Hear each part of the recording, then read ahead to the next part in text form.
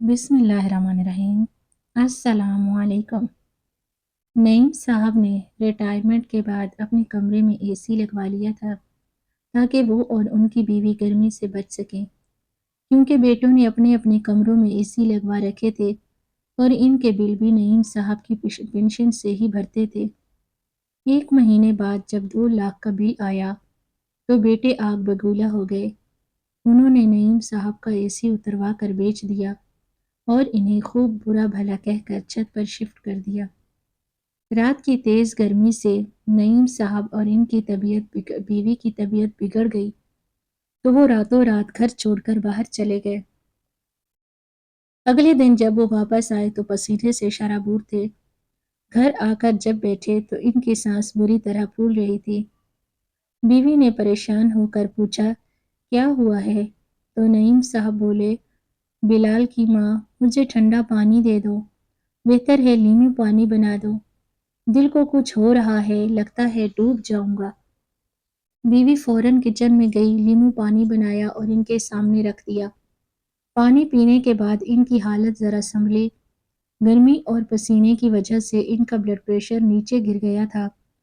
वो बोले, अब तो गर्मी बर्दाश्त नहीं हो रही है, लेकिन क्या करें, महंगाई इतनी है कि महीना ख़त्म होने से पहले ही पैसे ख़त्म हो जाते हैं। बीवी ने कहा, बिलाल के कमरे में भी एसी लगा है और काशिफ के कमरे में भी। ऐसा करें, कोई सेकंड हैंड एसी हम भी लगवा लेते हैं। आजकल तो किस्तों पर भी मिलते हैं और नए एसी भी आ गए हैं जो बिजली का बिल कम करते हैं। नईम साहब ने माथे से पसीना साफ किया और कहा, बात तो तुम्हारी ठीक है। असल में मैंने कमेटी डाल रखी थी जो इस महीने निकलनी है। 500 की है, एसी आ जाएगा। जहां 2 कमरों का बिल भर रहा हूं वहां हमारा भी आ जाएगा। वैसे भी ये सब मेरी पेंशन से ही मैं भरता हूँ। ये सुनकर बीवी ने सुकून का सांस लिया। घर बड़ा था, बिलाल और काशिफ दोनों के कमरे बहुत वसी थे। हालांकि दोनों के बस एक एक बच्चा था, लेकिन दोनों ने 2-2 टन के एसी लगवा रखे थे। शादी के फौरन बाद ही दोनों बहू आयशा और मरियम ने सास के साथ बनाकर नहीं रखी थी और ना ही कभी इनकी खिदमत की जिम्मेदारी ली थी। नईम साहब की बीवी ने भी झगड़े से बचने के लिए खुद ही कह दिया था कि तुम लोग हमारी फिक्र ना करो, बस तुम अपने शोहरों का खाना पका लिया करो। घर का माहौल इसलिए खराब नहीं हुआ था कि बीवी ने कभी सख्ती या सास बनने की कोशिश ही नहीं की थी। वो अपना और अपने शौहर का खाना खुद पकाती और बाकी अखराजात मिलजुल कर चलते। बिजली का बिल पेंशन से भरा जाता और बाकी खर्च बेटे करते। नईम साहब को शिकायत ज़रूर रहती थी कि सारी ज़िंदगी कुर्बानियाँ देकर बेटों को पढ़ाया लिखाया, लेकिन शादी के बाद बेटों ने हमेशा अपनी बीवियों का साथ दिया। अगले ही दिन बीवी की बहन का इंतकाल हो गया। बीवी रोती हुई गांव चली गई। वो जानते थे कि 10-15 दिन से पहले वो वापस नहीं आएगी। अब खाने पीने की जिम्मेदारी दोनों बहुओं पर आ गई। नईम साहब को शुगर थी, इसलिए वो सुबह 9 बजे नाश्ता करते थे, लेकिन वो अपने 11 बजे तक अपने एसी वाले कमरों से ही बाहर नहीं निकलती थी। उन्होंने बेटों से कहा कि अपनी बीवियों को समझाओ कि मैं सुबह 9 बजे नाश्ता करता हूँ। बेटे मुंह बनाकर अपने कमरों में चले गए। अगली सुबह दोनों बहुएं किचन में थीं, मगर बर्तन जोर जोर से पटक रही थी। बड़ी भी बहू आयशा छोटी मरियम से कह रही थी, वो बुढ़िया बहाना बनाकर गांव चली गई है और ये मुसीबत हमारे सर डाल गई है। मरियम बोली, अभी देखो, इतने बूढ़े के नखरे हैं। नाश्ता 9 बजे चाहिए, दोपहर का खाना 1 बजे चाहिए, शाम को 4 बजे चाय चाहिए। पता नहीं कैसे दिन गुजरेंगे। ये सुनकर नईम साहब का दिल टूट गया। बीवी हमेशा वक्त पर नाश्ता दे देती थी, कभी साबूदाना, कभी दलिया और चाय भी। बगैर चीनी के। लेकिन आज बहू ने सिर्फ बिस्किट और एक कप तेज कड़वी चाय रखी थी। नईम साहब ने एक घूंट लिया तो कड़वाहट से चाय वापस रख दी। आंखों में आंसू आ गए। वो किचन में गए तो किचन बिखरा पड़ा था। बर्तन गंदे थे। फ्रिज खोला तो बस रोटी और पुरानी सब्जी मिली जो खराब होकर बदबू दे रही थी। नईम साहब ने कहा, मुझे बस एक गिलास दूध दे दो। आयशा ने जवाब दिया, पापा जी, आपके तो बड़े नखरे हैं। अभी सब्जी दी है और अब दूध याद आ गया। यह सुनकर नईम साहब बर्दाश्त न कर सके और बोले, अपने बाप को भी ऐसे ही खाना देती थी। ये सब्जी बदबू दे रही है और रात की रोटी दे दी है। ये सुनकर आयशा गुस्से से बोली, ऐसा करें, आप माँ जी को ही बुला लें। आपको तो वही संभाल सकती हैं। हमसे नहीं होता ये सब। ये सब इनका 8 साल का पोता सुन रहा था। वो फौरन किचन में गया, फ्रिज से दूध निकाला, गिलास में डालकर दादा के सामने रख दिया और बोला, दादाजी, ये पी लीजिए। नईम साहब ने पोते को गोद में उठाया और प्यार से चूमा। बोले, तू मेरा खून है ना, इसलिए बर्दाश्त नहीं हुआ कि दादाजी भूखे रह जाएं। पोता हंसकर बोला, दादाजी आप फिक्र ना करें। जब मैं बड़ा हो जाऊंगा ना और मेरी बीवी होगी तो अगर वो मामा को बासी खाना देगी तो मैं उसे रोकूंगा। ये सुनकर नईम साहब के चेहरे पर हल्की सी मुस्कुराहट आ गई, क्योंकि बच्चों की बातें कभी कभी दिल दहला देती हैं। रात को बेटे भी घर आ गए। खाने की मेज़ पर जो सब्जी रखी गई वो भी अजीब सी थी। हालांकि कहा गया था कि मटर पनीर बनाया है, लेकिन नईम साहब को देखते ही लग रहा था कि खाना बस यूं ही रखा गया है। वो सोचने लगे कि बीवी की कमी कितनी बड़ी है और औलाद की बेहिसी किस कदर तकलीफ दे है। एक दिन खाने की मेज़ पर सालन आया तो नईम साहब ने प्लेट में डाला, लेकिन पानी में टमाटर और प्याज अलग अलग तैरते देखकर गुस्से में आ गए। उन्होंने कहा, ये खाना ऐसे बनाया जाता है? ज़रा देखो, टमाटर और प्याज अलग तैर रहे हैं। तुम्हारी माँ ने कभी ऐसा खाना दिया तुम लोगों को? औरत के नाम पर कलंक हैं तुम्हारी बीवियाँ। न सलीका है न शर्म।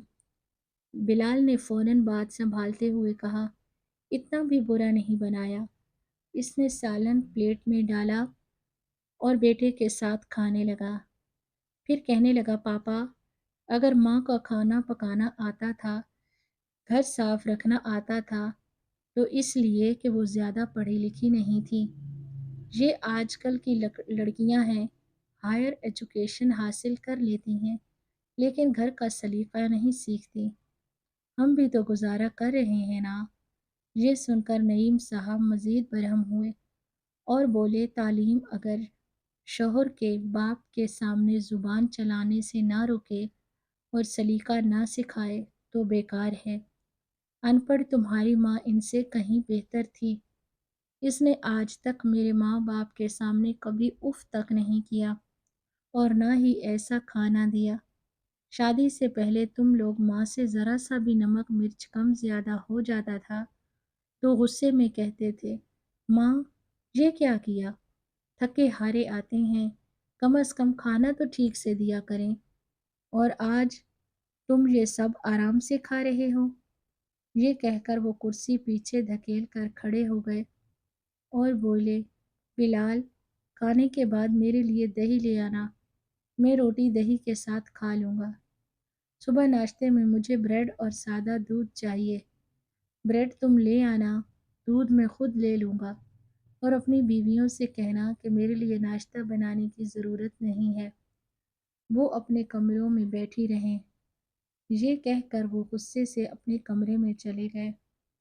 बीवी को गए सिर्फ 24 घंटे हुए थे, लेकिन इस का हाल ऐसा था, उन्होंने मजबूरन बीवी को फ़ोन किया وہ رو رہی تھی۔ کچھ تسلی دینے کے بعد انہوں نے کہا، تم کتنے دن وہاں رہو گی؟ بیوی بولی، نعیم جی، بہن کا انتقال ہوا ہے، اس کے بچے رو رو کر کہہ رہے ہیں کہ کچھ دن ہمارے پاس رک جاؤ۔ نعیم صاحب بولے، اگر تم وہاں رکی تو شاید میں مر جاؤں گا۔ ان لڑکیوں نے میری زندگی اجیرن کر دی ہے۔ کبھی کڑوی چائے رکھ دیتی ہیں، کبھی باسی روٹی سبزی۔ تم جانتی ہو نا، مجھے ایسا کھانا کھانے کی عادت نہیں ہے، اور اگر کچھ کہہ دو تو 2 گز لمبی زبان چلا دیتی ہیں۔ بیوی نے روتے ہوئے کہا، ایسی بات مت کرو، خدا نہ کرے کہ آپ کو کچھ ہو، میں جلدی آتی ہوں۔ چند دن نعیم صاحب نے صرف دہی اور بریڈ سے گزارا کیا۔ 4 دن بعد بیوی واپس آئی تو دونوں نے سکون کا سانس لیا، مگر گرمی نے دونوں کی حالت بگاڑ دی۔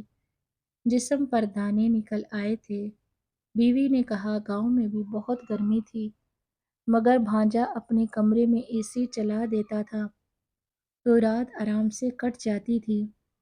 دن میں بڑی گرمی برداشت کرنی پڑتی تھی۔ نعیم صاحب اپنی بیوی کے کہنے پر کمیٹی کے پیسوں سے 1 ٹن کا اے سی خریدا اور کمرے میں لگوا دیا۔ یہ دیکھ کر دونوں بیٹے سناٹے میں آ گئے۔ رات کو آ کر بولے، پاپا، آپ نے بتایا ہی نہیں کہ اے سی لگوانا ہے۔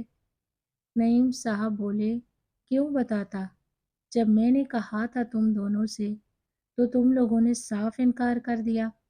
اب کمیٹی نکلی تو میں نے اپنی بیوی کے سکون کے لیے اے سی لے لیا ہے۔ یہ سن کر بیوی نے بھی کہا، بیٹا، دیکھو تمہارے پاپا کے بازو پر کتنے موٹے موٹے دانے نکل آئے ہیں، وہ بھی گرمی سے۔ اب ہم بھی تو بوڑھے ہیں، اتنی تکلیف برداشت نہیں ہوتی۔ بیٹے یہ سن کر شرمندہ تو ہوئے، مگر دل میں کھٹاس باقی رہی۔ مہینہ گزرا تو بجلی کا بل آیا، 2 لاکھ روپے۔ کاشف نے بل لا کر سیدھا باپ کے منہ پر دے مارا اور کہا، پاپا، یہ دیکھیے، کون بھرے گا اتنا بل؟ نعیم صاحب بولے، پہلے بھی تو میری پینشن سے تمہارے 2 کمروں کے اے سی کا بل بھرتا رہا ہوں، اب میرا بھی اے سی ہے تو کیا ہوا؟ جہاں 15-20 ہزار بھر رہا ہوں وہاں 5 ہزار تم دونوں ڈال دو۔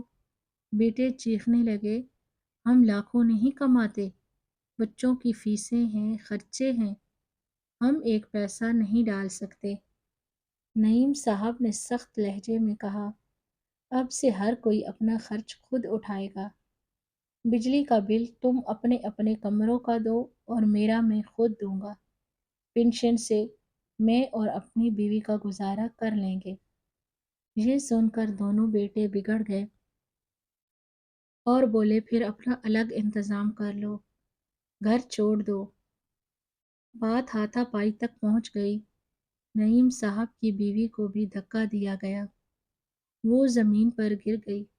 بیٹے چیخنے لگے، یہ گھر صرف تمہارا نہیں ہے، ہمارا بھی ہے، اے سی اتارو اور بیچ دو، تم دونوں چھت پر جا کر رہو۔ انہوں نے واقعی اے سی اتار کر بیچ دیا اور دونوں بوڑھے میاں بیوی کو چھت پر دھکیل دیا، جہاں پر نہ پنکھا تھا نہ روشنی۔ گرمی سے تڑپتے وہ رات کو گھر چھوڑ کر چلے گئے۔ بیٹوں کو کوئی فرق نہ پڑا، بلکہ خوش ہو گئے کہ اب سارا گھر ان کا ہے۔ مگر اگلے دن قدرت نے حساب برابر کر دیا۔ بلال کو کمپنی میں دھوکہ دہی پر نوکری سے نکال دیا گیا اور کاشف کو اہم فائل گم کرنے پر برخاست کر دیا گیا۔ دونوں روتے ہوئے گھر آئے اور اپنی بیویوں پر غصہ اتارنے لگے کہ تمہارے کہنے پر ہم نے ماں باپ کو گھر سے نکالا، اور دیکھو آج یہ حال ہے کہ روزی بھی ہاتھ سے چلی گئی ہے۔ ادھر نعیم صاحب اور ان کی بیوی گاؤں جا کر اپنی مرحوم بہن کے بیٹے کے ساتھ رہنے لگے، جو ان کی بہت زیادہ خدمت بھی کرتا اور اے سی والے کمرے میں ان کو جگہ بھی دی۔ وہ سکون سے رہنے لگے۔ نعیم صاحب نے دوبارہ شہر کا رخ نہیں کیا۔ بیٹوں کا حال یہ ہوا کہ نوکری گئی، گھر بھی قرض میں جا کر بک گیا، اور آخر کار بیویاں انہیں اپنے میکے لے گئیں، جہاں انہیں ہمیشہ تانے سننے پڑے۔ جو اولاد اپنی ماں باپ کی عزت نہیں کرتی، ان کے حق ادا نہیں کرتی، اسے زندگی میں بھی کبھی سکون نصیب نہیں ہوتا۔ دوستو، تو کیسی لگی آپ کو آج کی ہماری یہ کہانی؟ کمنٹ سیکشن میں لازمی بتائیں، اور اگر اچھی لگے تو ویڈیو کو لائک ضرور کریں۔ چینل پر نئے ہیں تو ہمارے چینل کو سبسکرائب کریں۔ ملتے ہیں ایک اور بہترین اور سبق آموز کہانی کے ساتھ۔ شکریہ۔ اللہ حافظ۔